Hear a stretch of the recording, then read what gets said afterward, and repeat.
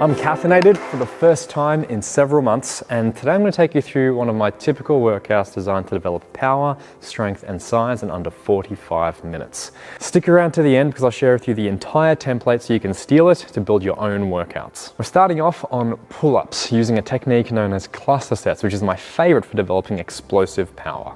What we're going to do is, instead of doing, say, a set of 5 or 6 or 8 reps or whatever it is, we're going to break it up into micro sets or clusters.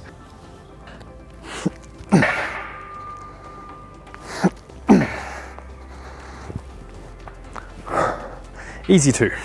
So take 15 to 20 seconds and then we'll go another 2. And I'll keep doing this until I can't do 2 reps.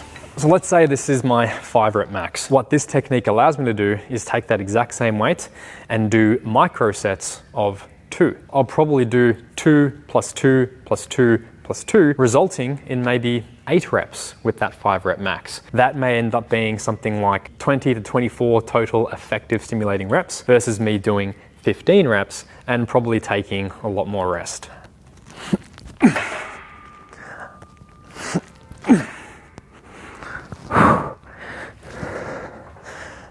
So now that is, what's that, 6 reps? Judging by how that felt, I'm probably going to get 2 more rounds, maybe a third.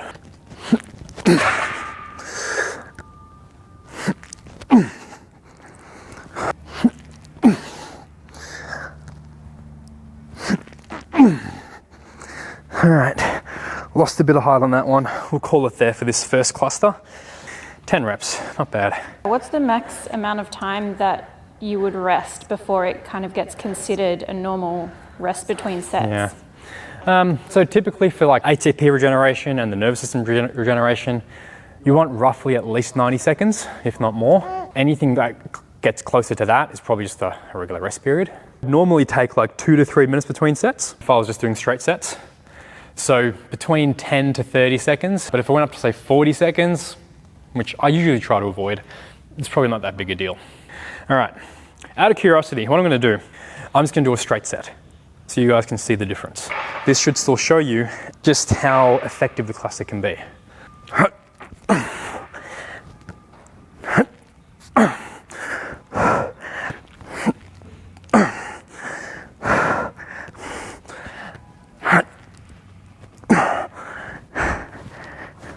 Six. Maybe 7 if I really can, maybe. Let's even say I was completely fresh, I could have gotten 8 out. Compared to the cluster where I got a total of 10 reps out. It's a really important thing, like yes, we know why I got the 10 reps because I took all these mini breaks, but in terms of the way that your nervous system or your muscles receive the stimulus of you lifting a weight, it doesn't matter. What matters for improving your strength and size is tension. And we're getting the same amount of tension, 10 reps done broken or 10 reps done in a row with the same weight. And we're getting the recruitment of the muscle fibers from the brain in the same way. All right, final cluster set.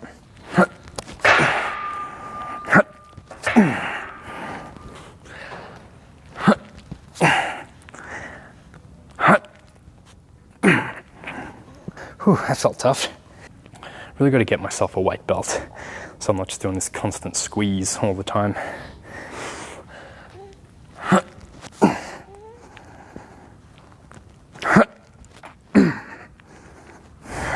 One more, we'll get one more out, good form. All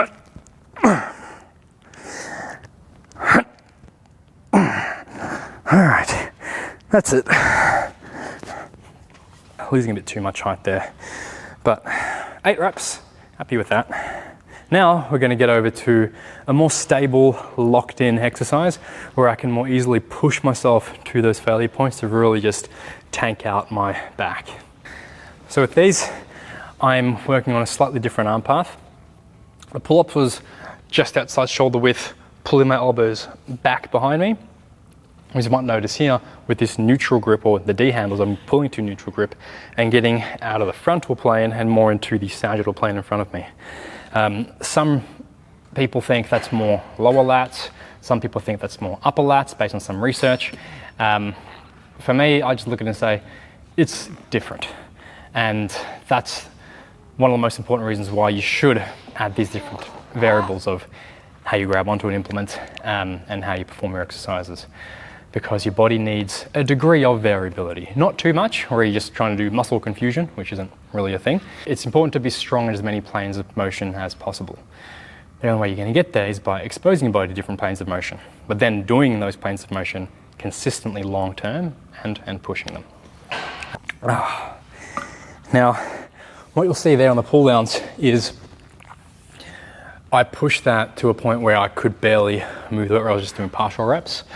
Contrast that with the pull up, where the moment I stopped getting that clearance that I wanted and losing that snappiness to my reps, I stopped.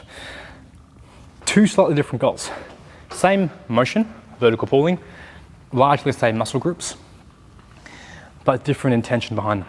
I want explosive, snappy power over there. The second I lose it, the set stops. That's more of a neurological thing, more of a brain activating your muscles and getting you strong, with a side serving of muscle building. Whereas here, I go to complete partial failure, I go through slow repetitions, and I'm doing very deliberate pauses in the end range transition points. All these things together, very, very good for muscle building, but not that good for getting you very powerful, snappy, and explosive. This is why we do a little bit of both in our training. Most people are leaving so many gains on the table by not doing the partial rep on back specifically. Because if you think about it, where are most, say, chest and leg exercises hardest, like your bench press, it's hard in this bottom half. A squat, it's hard in the bottom half, and then it gets so much easier. That's why when you squat, you're like grinding, and then you snap up at the top. Whereas on back, we're doing pull-ups, pull-downs, rows. Where is that the hardest? It's easy here, but then it's really hard to finish off the rep. This is important because on the chest stuff and on the leg stuff, it's really hard when your muscles are really stretched out, which is when they can create a lot of force. Whereas on the back, when the muscle is stretched out and your muscle can produce a lot of force, it's not being challenged. I can hang out here forever. I can hang out here forever. Can't hang out here forever, can't hang out here forever. And that's why the partial range stuff is so important, because you get to do the extra stimulus here to push your body where it's capable of generating a ton of force, which means more gains. What was next on the list? Machine row. All right, on to my favorite machine. I'm going to do the prime row. What I'm thinking about here is not just passively resting on the bench when I'm doing the rows, but I'm specifically thinking about as I pull back, I'm also driving my chest forwards. Like, this is a big exaggeration. I want you like chicken necking on this, but I'm thinking about not just letting my body be pulled, but actively pushing myself forwards as I come back to get better leverage and better stability as I pull through. So you might have noticed on that set, tried to do a partial, but I only got like 1.5 partials there, whereas on the pull down I got a lot more. And that's literally to do with what we were talking about before and where things are hardest and easiest. A normal row machine, most row machines by most manufacturers, really hard here, which means you can do those partial reps at the end. The way that I've loaded this machine, really hard here, and then it's pretty easy. Which means that when I hit failure, which I did by 2 reps to go, I don't have much left in the tank for a partial rep because it's already overloaded there anyway. I fatigued everything. So you mentioned before that you like to push into the pad on the machine just so you're fully braced and everything. Do you find a lot of people don't do that on any machine exercise? They kind of let their body lag? Let the body just relax into it. What you'll find, most people, including me, if I'm not actively thinking about it, second it gets hard, you'll start coming off that bench. You know, we're trying to hit the entire back here. My body will do whatever it can to shift the focus away. It'll try to use more of my erectors or more of, I don't know, like my neck or my even like, I don't know, my glutes to hip extend in some way. Try to find my body a way to get off that bench to help me shift more and more weight for the goal of moving weight from A to B. But the goal is not to move a weight from A to B. The goal is to stimulate your muscles as much as possible. You know, there's a sweet spot there that we're trying to find and we're trying to maintain as shit starts getting really difficult, and the only thing racing through your brain at that point in time is like, stop and make it easier. This is where you got to get that mental grit to just keep going into the suck. All right. Time to do some shrugs. I've got this really strong pump like through like this belly part of my lat. But you know, like through my erectors, like the middle of my back, there's really not much going on. This is not going to help at all. This is going to do nothing for that. I just wanted to let you guys know. That is intentional though, because on this pull day, I'm keeping the erector fatigue quite low, because normally I would be doing deadlifts or some kind of a squat exercise with axial loading. I'll be doing that either the day before or the day after. So between that, between my running, between stretching that I'm doing as well, it helps to be very targeted and segmented in your focuses and try to minimize the overlap, just so you can give an honest effort into the workouts and you're not risking crossover fatigue from other body parts or other days affecting your workouts. Like one thing at the moment is I'm still struggling with is leg fatigue from my leg days and stretching, because that gives me leg fatigue as well, and my running. Because of all those three things, I don't think there's a day where my legs aren't tight and sore in some way, which is not good. Like, I'm not recommending you do that. All right, so the wide grip calso shrug. What I love about this, first and foremost, is the position that you're in. It's inclined.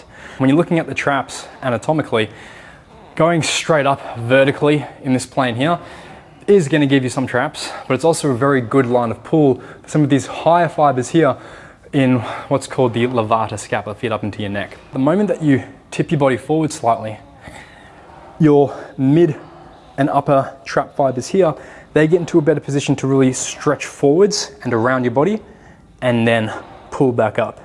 So just a very subtle lean just like this is good. A little bit more, maybe nicer. Like I quite like a little bit further forward, but everyone's a little bit different.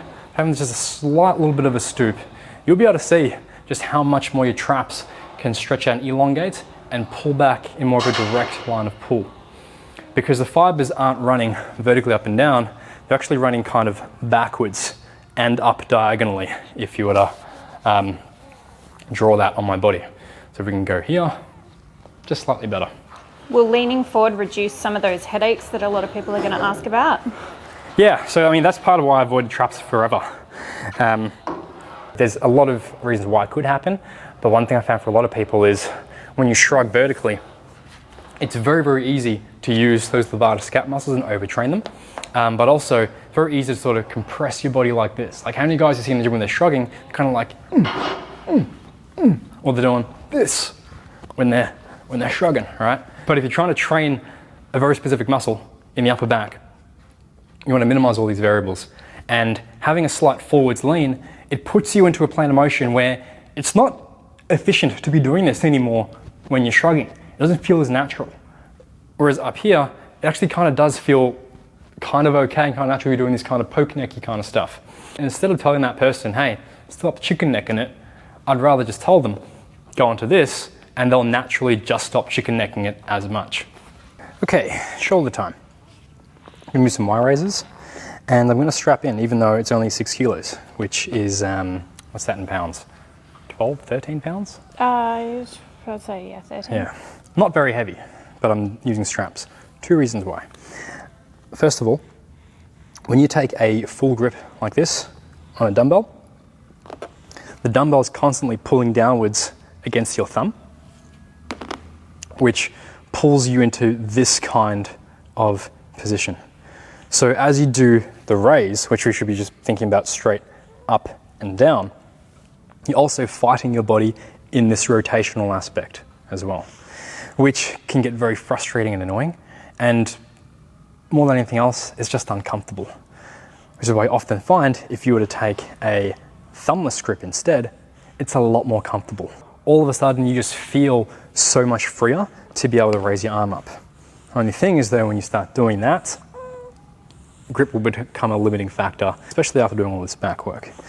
The straps just removes all that. All I can do now is just focus on locking myself in and just flapping my arms around. Between this, I'm also going to superset this with a cable curl.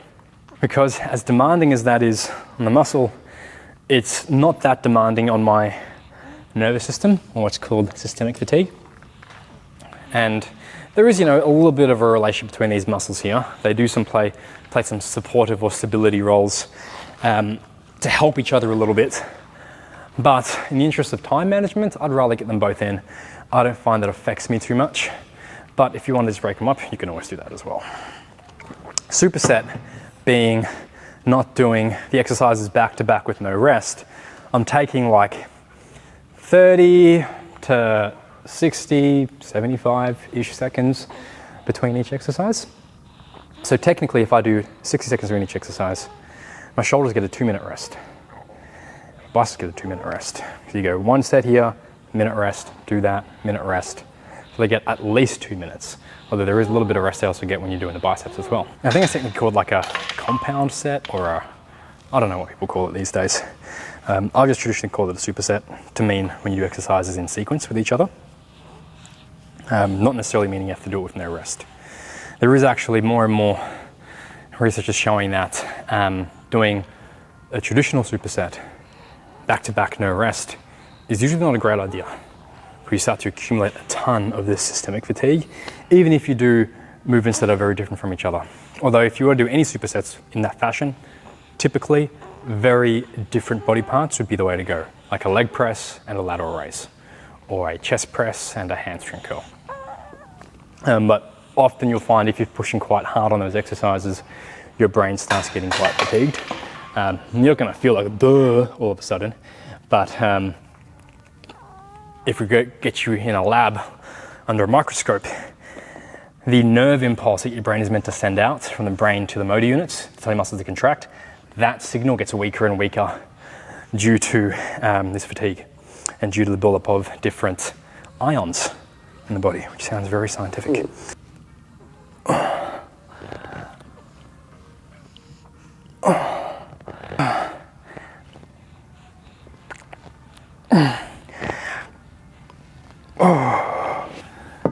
We'll do 1 set of hammer curls for the brachioradialis and the brachialis, and then we'll finish up. But what we will do is we'll do a cluster set as well. Just like we did at the start of the session for chin-ups, we'll do a cluster set, but the goal here isn't going to be throwing away it explosively. It's going to be doing a standard execution of the exercise, but doing it with those mini breaks, which will let me squeeze in more volume and more work in less time, so we can go home. This is probably about a 10-ish rep max, maybe 10 to 12. 10 reps. So what I'll probably do is maybe sets of about 6, and we'll try to do maybe 4 sets of 6, maybe 5, to get 25 to 30 reps out with a 10 to 12-ish rep max. So here we go.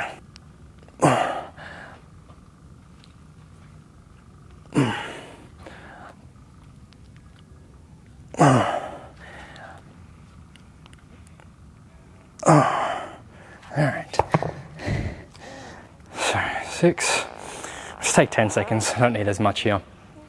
So when it comes to picking the reps that you do, technically what you should be aiming for in a traditional cluster set is 5 reps or less from the very first set. The reason why we do that is research shows that when you get from, to like say using a true 5 rep max, which is roughly like 80-ish% of a 1 rep max, that is roughly when your brain will recruit the maximum number of motor units or muscle fibers possible. And we want that. We want the maximum recruitment to stimulate those muscles to then grow. If we're using like a 10 rep max, for example, the first 5 reps are just done to get to the last 5 reps. And it's only those last 5 reps where you get that maximal motor unit recruitment or muscle fiber activation. The long story short, what we're really going for is just 5 reps that hurt. So if we're looking at what I just did then, that first set, rough 10 rep max, first set of 6 reps, how many reps are actually productive out of that for gains and full stimulation? Probably just the 1. But on the subsequent sets, every single rep was probably stimulatory, which is great. That's what we're trying to go for there. And that's why I typically use a 5 rep max, which means from the very first set, the very first rep, you're getting maximal recruitment and you're doing as many reps as you can each cluster from that. Is that 4? Yeah. 4. So 24, I mean technically like 20 reps because the rest are partials. Okay, I hope you guys enjoyed today's workout. Drop a comment below if you want to see more stuff like this, and catch you on the next one.